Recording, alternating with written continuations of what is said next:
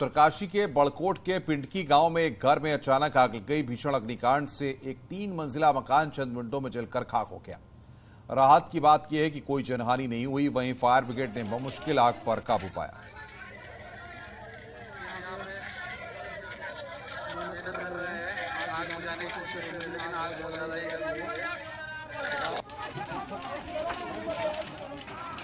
आग की लपटें इस वक्त दिखा रहे हैं। पिंडकी गांव के घर में आग लगी। चंद मिनटों में 3 मंजिला मकान खाक हो गया।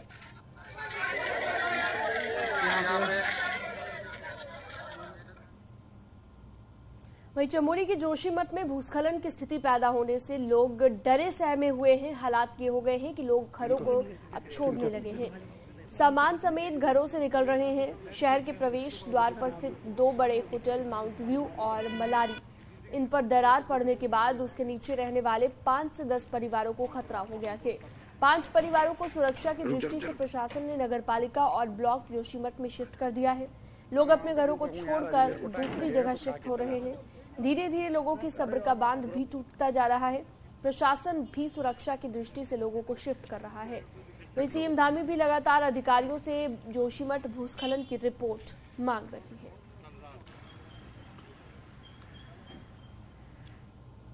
पहले जो है इस जो अभी निर्माण है जो भय है हमारे लिए, जो हम घर छोड़ के जा रहे हैं। हम इस होटल की दहशत से, होटल माउंट व्यू की दहशत से जा रहे हैं, होटल मलानी की दहशत से जा रहे हैं हम लोग।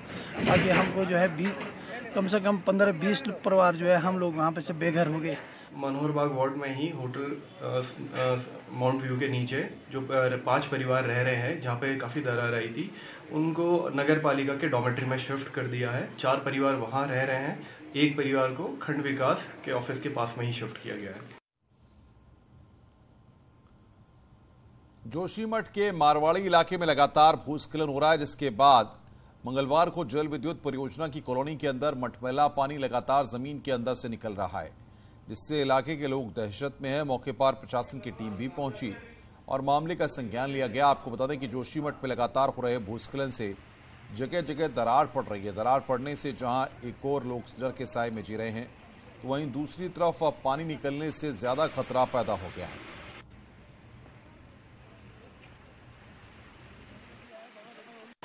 हमने अभी 2 घंटे पहले हम यहाँ पे आ रखे थे तो कोई भी पानी नहीं था, तो अभी अचानक पानी आया। हम सरकार से यही दरखास्त करते हैं कि आप जल्द से जल्द कोई कदम उठाए। क्या होना, घर टूट गया, खेत टूट गया, सब चीज टूट। ये पानी कब आया यहाँ पे?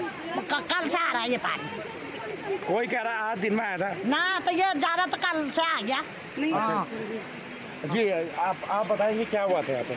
यहाँ पे ये अचानक से कल रात में, पहले तक तो नहीं था, पर रात में अचानक से जमीन टूटने की सी आवाज आई, तो ये आज ये पानी इतना भयानक निकल रहा है। ये पानी कोई गड्ढे वगैरह का तो नहीं है, पर ये ऐसा लग रहा है कि कहीं जमीन के नीचे से टनल का निकल रहा है।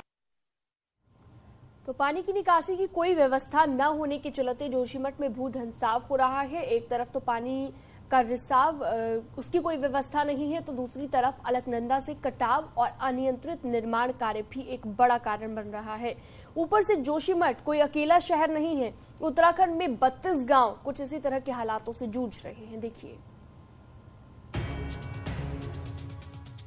चमोली जिले का जोशीमठ शहर भूधंसाव की जद में है। अभी तक 584 मकान और होटल इसकी जद में आ चुके हैं। आपदा प्रबंधन विभाग का कहना है कि जोशीमठ की हालात चिंताजनक हैं। जोशीमठ से लौटी टेक्निकल टीम ने कई सुझाव अपनी रिपोर्ट में दिए हैं, उन पर तत्काल अमल करने की जरूरत है। टेक्निकल टीम ने भूधंसाव का सबसे बड़ा कारण जोशीमठ में पानी की निकासी की कोई व्यवस्था नहीं होने को माना है, इसीलिए सबसे पहले इसका मैनेजमेंट करना होगा। इसके अलावा अलकनंदा नदी से हो रहा कटान भी भूधंसाव का कारण बन रहा है। की स्थिति थोड़ी गंभीर है, इसको हमको तत्काल कार्रवाई करने की आवश्यकता है। जिसमें उन्होंने जल निकासी के बारे में बताया है कि जल निकासी नहीं होने के कारण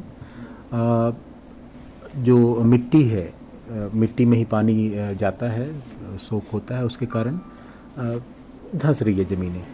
जोशीमठ में 5-5 मंजिला होटल भी हैं। टेक्निकल कमेटी की रिपोर्ट कहती है कि इस तरह के अनियंत्रित और अनियोजित निर्माण से धंसाव और बढ़ रहा है। ये हालात सिर्फ जोशीमठ के नहीं है, बल्कि पहाड़ के ज्यादातर शहरों के। इसी लेवल की बात है, इसमें हमें दोनों चीजें देखनी है। लोगों की सुरक्षा भी देखनी है और जो विकास का पूरा हमारा सिलसिला है वो भी ना रुके, वो भी हमें देखनी है। तो इन दोनों में बैलेंस करके हमें एक निर्णय लेना पड़ेगा। उत्तराखंड के करीब 32 गांवों में कमोबेश जोशीमठ जैसे हालात हैं। गांव के 148 परिवारों की विस्थापन की फाइल सालों से आज भी सरकारी दफ्तरों में रेंग रही है। हालांकि 2012 से अब तक 45 से ज्यादा गाँव के करीब 1400 परिवारों का विस्थापन भी किया गया, लेकिन ये सिलसिला थमने का नाम नहीं ले रहा है। देहरादून से न्यूज़ 18 के लिए सुनील प्रभात की रिपोर्ट।